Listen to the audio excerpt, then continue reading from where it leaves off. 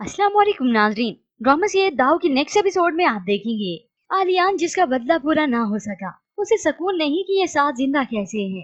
तो नासिर उसे बताता है कि कल वो हॉस्पिटल से डिस्चार्ज होकर घर वापस आ जाएगा। तो आलियान तो और भी परेशान होने लगा, हमें कैसे मालूम होगा कि वो कहाँ गया है। तो नासिर उसे तसल्ली दे देता है, मैंने ऑफिस का गार्ड उसके पीछे लगा दिया है, हमारे पास अब पल पल की रिपोर्ट होगी। साथ जो कि हॉस्पिटल से डिस्चार्ज होकर घर आ गया है, ऐसे में उसके सर पर तो खून सवार है कि मैं इस आर्यन की जान ले लूंगा। मामा मुझे अपनी पिस्तौल दें, मैं उसे जान से मार दूंगा। तो ऐसे में वालदा उसे रोकती है, इतना तक कि अपने बेटे को बचाने के लिए इतनी तक कह दी थी। अच्छा ठीक है, तुम यहाँ से यूके चले जाओ, मैं इस आर्यन को मरवा दूंगी। ये बेटा ऐसे ही तो नहीं बिगड़ा, इसमें सारा कसूर इसी माँ का ही है जो अब तक अपने बेटे को शह देती आई, गलत को गलत ना कहा। अब अपने बेटे ने उस निशा को मार दिया, कत्ल कर दिया, तब इस माँ की गैरत ना जागी, वो भी तो किसी की बेटी थी। मगर अपने बेटे को तसल्ली देने के लिए और उसे इस आलियान से बचाने के लिए अपने घर पुलिस ही बुलवा ली कि किस तरह से आलियान इस घर में आया था और मेरे बेटे पर कातलाना हमला किया और उस जगह वकुआ तक भी पहुंचे। और फिर अगले ही दिन ये पुलिस पहुंच गई आलियान के घर उसे गिरफ्तार करने। आपके खिलाफ हमारे पास अरेस्ट वारंट है। ये आलियान कुछ न कर सका और ये पुलिस उसे गिरफ्तार करके ले गई। वहाँ पर आसिम भी पेशी के लिए निकल रहा है तो अंबर उसके पास आती, उसके लिए काफी उदास है दोनों बहनें कि हमारे भाई का क्या होगा।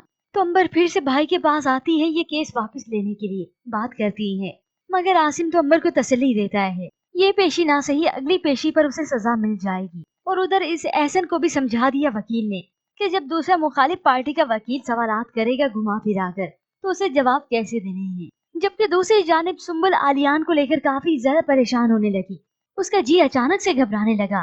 खैरियत हो, आलियान को कुछ हुआ ना हो, पता नहीं क्यों उनके लिए मुझे ज्यादा फिक्र हो रही है। तभी वो कॉल करती आलियान को, मगर आलियान को तो नंबर ही ऑफ है। मजबूर होकर आखिर नासिर को कॉल की कि आलियान कहाँ है, उनका नंबर ऑफ जा रहा है।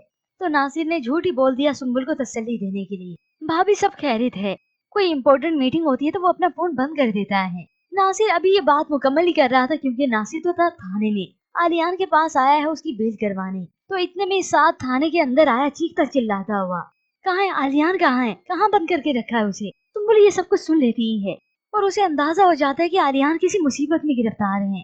हो सकता है वो उस पुलिस वाले की बातें भी सुन ले और उसे मालूम हो जाए कि आलियान कहीं और नहीं बल्कि जेल की सलाखों के पीछे है।